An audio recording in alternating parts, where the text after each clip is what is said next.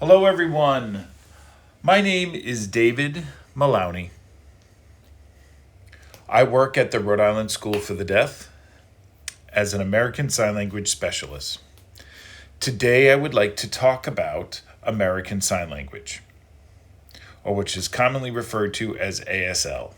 I'd like to talk about its history, its origin, how it came to be, who uses American Sign Language, and I'd like to talk about the myth about American Sign Language not being an actual language. I am here to say it is an actual language. So let's talk about American Sign Language and how it came to be here in America. It has its own rich history. But before I get into that, we are very fortunate living here in New England, particularly in Rhode Island, because we have a neighboring state in Connecticut that had something very important happen, as well in the other neighboring state, Massachusetts, particularly at Martha's Vineyard. After hearing these stories, you may want to visit those locations. In 1817, the first school for the deaf was established here in America over in West Hartford, Connecticut. It was called the American School for the Deaf. It was founded by two men, Thomas Gallaudet and Laurent Clerc. Laurent Clerc himself was from France. In France, they had already had an established sign language. Here in America, we were still developing our own identity. So Laurent came over here and used French Sign Language to teach the students at American School for the Deaf. But as that program grew, prior to that, in Martha's Vineyard, as I already mentioned, they had a very strong community where everybody signed. Didn't matter if you were deaf or hearing, everybody on the island was able to communicate with one another using Martha's Vineyard language, or MVL. So, with the marriage of French Sign Language and Martha's Vineyard language, we developed a new language called American Sign Language. So now that the American School for the Deaf was developed and ASL was being developed, people from society at that time and historically were not in support of sign language.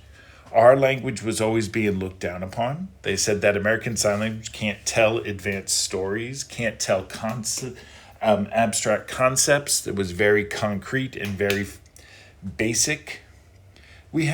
People really did look down and have an attitude toward American Sign Language.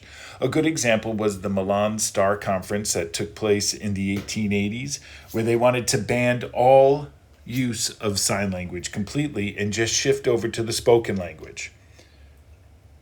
That was a good example from that conference, and historically how people tried to ban sign language or American Sign Language and shift everybody over to the spoken language. They wanted people to use the spoken language. They did not think that ASL was a language that really was on par with English. So they tried to stop sign language from being used and shift over to the spoken language. That was society norms. In the 1960s, a man by the name of William Stokey, he was considered the father of American Sign Language linguistics. Stokey actually examined the language and recognized that ASL was an actual language, had its own grammar, its own structure, its own facial rules and regulations, just like any other spoken language, particularly English. He started to really analyze the language, and in 1965 published an ASL dictionary with his colleagues Carl Kronberg and Dorothy Casterline. They published this dictionary that just did not show signs, but it gave understanding to parameters and ASL phonics, facial expressions, body shifting. It really explained the language as a whole. He really helped to inspire the American Sign Language. Talking about phonics, in the spoken language, we have phonics that helps us read and understand words. ASL has its own phonics. It's not with spoken language, but it's more with hand shapes. So here are some example of different hand shapes or phonics that I would like to show you. It can also show you different rhythms and patterns and rhymes all through your hand shapes and your facial expressions. I'm going to talk about the 5 parameters of American Sign Language. One is the hand shapes. One is the movement. The second is the movement, whether directional, which way it goes. The third is location, where it is located on the body. Is it on the face, the chest, the arms, out in front? Also, I'm going to talk about palm orientation. Which way is your palm facing when you're making this sign? And the 5th one is the non-manual markers. What is your facial expression doing? What is your body language doing? Are you leaning forward? Are you leaning backwards? All these 5 parameters form the American Sign Language requirements. I'm also going to talk about syntax and grammar and word order. In English, we tend to do subject, verb, object. That's the English word order. In ASL, we tend to do object, subject, verb. So here's an example. For English, you may write or say, "My father is cooking a hamburger." That English sentence. In ASL, we would say, "Hamburger, Dad, cook." So you can see how the word order is different. Another example. In English, "Last week I went to the store." So last week I went to the store in English. ASL, I'd say, "Last week, store me go." And I would end it with the sign finish, which refers to the past. So as you can see, it has a different sentence structure. You notice that we put our time markers first and so forth. We also, in ASL, have things called classifiers.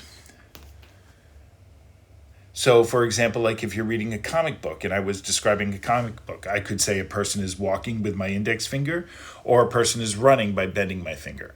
Also, I could use this Y hand shape, which would refer to a person being overweight. Not only does it describe the process, but also the size. So if I was talking about a wire, look at my facial expression. I could do a thin wire or a thick wire, and I would show that on my facial expression. Another one would be if I was using a car classifier. This 3 hand shape would be a car. If I was going to describe something using my hand shape, that would help to clarify my message. For example, in the same sentence that I used before, prior example, the hamburger sentence, if I was using this big hand shape, it would reply to a big juicy hamburger. This is a classifier. It describes the shape and size of the hamburger. Or if I did a hamburger that my father cooked and I did this hand shape, a small one. Notice my facial expression. It's kind of inferring that there's really not a lot of substance to this burger, where one is big and juicy, the other's just kind of flat and plain cheeseburger. So that actually helps to provide more information using classifiers. As I mentioned earlier about a car, so if I said a red car doing this, driving sporadically, if I was showing that I was driving fast, notice my facial expression and my hand movements.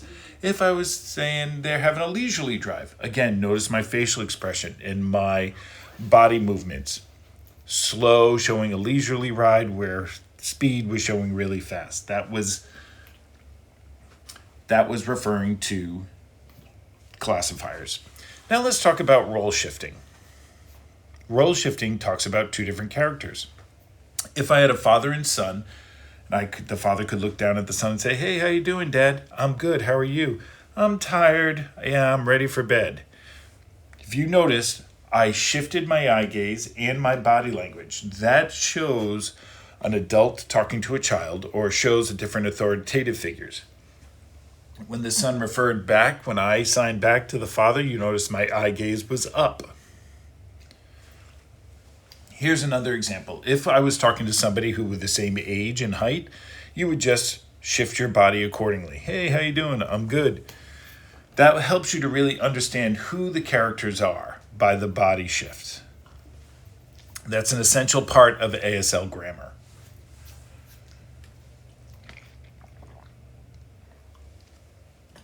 Now I'm going to talk about adverbs or the facial expression. So if I was talking about a house is very big or huge, I would sign it like this. Notice my facial expression and notice the movement that I have. That really suggests it's a very large house. Not a small little cottage, but a big house. And this movement here, which is also sign or extravagant, also emphasize the shape and the size. We don't use the sign very or large often, but we incorporate it within our sign. So for example, dance. If I was dancing, notice my facial expression, dance like this with my tongue out means I'm a pro. I'm a professional dancer. If I did it kind of like this, notice my facial expression again, and I'm just a happy dancer. Or if I'm doing this facial expression, it means I'm awkward. I'm not a skilled dancer. Or this facial expression implies I'm shy, I'm awkward, I'm nervous. Facial expression, mouth movements really provide a lot more detail and information. The last part, I want to talk about resources here in Rhode Island. If you are interested in learning American Sign Language, there are different places you can go. One is the Perspectives Corporation, and that's located in North Kingston. You can just Google that name and then sign up for classes. Also, there's ASL Academy. Same thing. You can just Google that agency and sign up for classes. And additionally, there's a lot of colleges and universities throughout Rhode Island that have ASL classes that you can sign up for. The important part is that you actually need to attend deaf events and interact and meet deaf people so you can see the wide range of language. Just don't learn the language itself, but learn the culture and really understand all about American Sign Language. So thank you for having me here tonight. Have a great night.